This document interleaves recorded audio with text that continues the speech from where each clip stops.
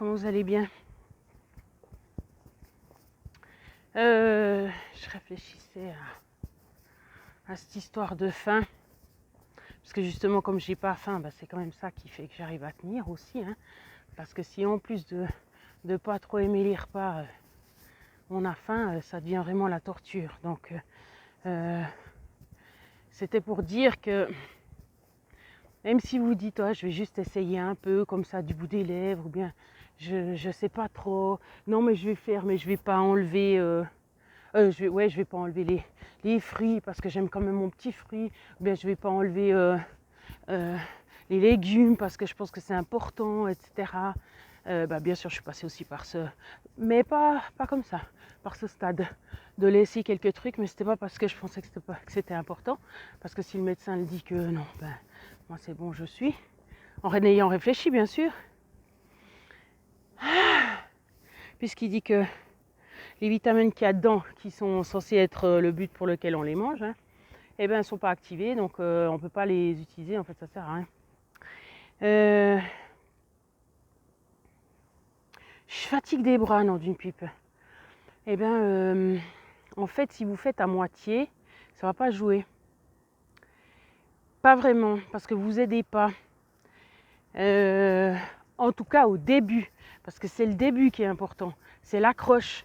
Parce que si justement vous passez par toutes les étapes par lesquelles j'ai passé, puis que vous n'avez pas, entre guillemets, mon expérience, ou une certaine volonté, ou les circonstances autour de vous qui vous aident ou pas, vous allez lâcher, vous allez dire que ça ne marche pas, et puis que blablabla. Et puis ça serait dommage, vu que c'est pour la santé en fait. C'est pas juste pour le poids, c'est pas juste un jeu, c'est pas juste une mode, c'est pas juste pour s'amuser comme ça, non. C'est vraiment, c'est genre, pas comme votre dernière chance alors. C'est très rare que, alors si vous avez 20 ans, là c'est encore différent, quoique si vous avez passé 10 ans à manger des choses mauvaises pour la santé, mais maintenant on ne sait plus trop justement ce qui est mauvais. Alors il y a des choses qui sont de toute façon de sûr mauvaises, puis ça tout le monde le sait, c'est quand c'est trop de sucre, c'est quand il y a beaucoup de graisse avec le sucre, puis de ne pas bouger, et puis des aliments transformés, les trucs chimiques, voilà, ça c'est clair, ça change pas. C'est juste après d'autres choses justement qui, par exemple les graisses saturées, non justement c'est bon pour le corps.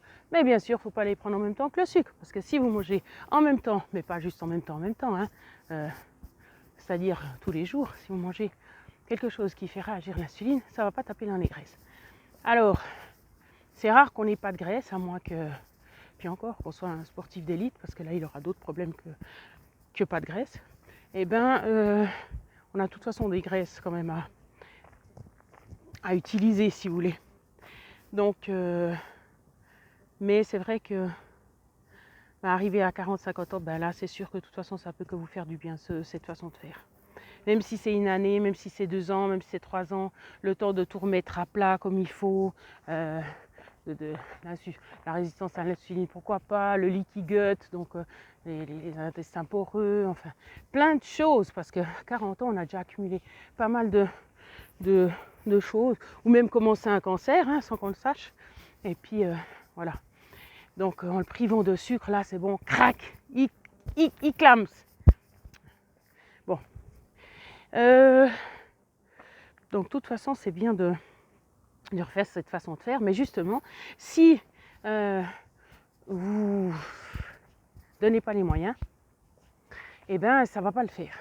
Parce que moi là, ça fait longtemps que j'aurais pu lâcher, pour plein de raisons que vous avez vu, que vous avez suivi dans les vidéos, mais justement, je n'ai pas envie de lâcher. Mais une des façons de justement de ne pas céder, c'est de manger autre chose que ce qui est dit. Si on dit que c'est 80% de graisse et puis 20% de protéines, il ne faut pas manger autre chose. Alors après, si vraiment c'était délétère, vous pouvez faire une prise avant, 3 mois plus tard, vous faites une prise, enfin prise de sang, puis vous faites. Donc quoique, après il faut savoir aussi analyser les résultats. Mais bref, pour vous montrer que si vous faites vraiment juste nose to tail, etc., vous verrez que vous n'aurez pas perdu de vitamines, et puis que, en fait, plein de choses iront mieux. Mais enfin bref, même si c'est les 3 premiers mois qui sont les plus durs. Mais justement, pour réussir à faire ces c'est ce début, ben, il faut vous aider ou ne pas vous mettre justement. Alors il faut aussi faire en sorte que ceux de vos entourages comprennent ce que vous faites ou acceptent ce que vous faites pour pas vous dire chaque fois mais moi aussi, ou bien de vous tendre des trucs, ou bien de vous demander d'aller dans des restaurants puis de manger je sais pas quoi, enfin bref. Vous devez aussi vous aider psychologiquement, c'est évident. Hein. Ça ne sert à rien de dire on fait ça, puis après tous les jours on se soumet à la torture. Comme par exemple de regarder des vidéos, comme moi je suis inscrite sur Instagram, sur comment food addict ou bien porn food ou des trucs comme ça, parce qu'en fait j'adore la nourriture. Mais non, ça ne me manque pas. Bien sûr, c'est pour l'instant. Donc c'était juste de dire, ne rajoutez rien par rapport à ça, parce que sinon vous n'allez pas, ça sera trop dur. Vous aurez faim tout le temps. Vous aurez faim tout le temps. Vous avez vu la seule fois où je mange des cornichons, le lendemain après j'ai faim. Alors ce qui n'est pas trop grave parce que justement moi j'ai l'habitude un peu plus. Quoique, parce qu'un temps je pouvais même plus, même si j'avais eu l'habitude, je pouvais plus supporter cette faim parce que nerveusement j'y arrivais pas. Parce que je suis fatiguée nerveusement. Salut!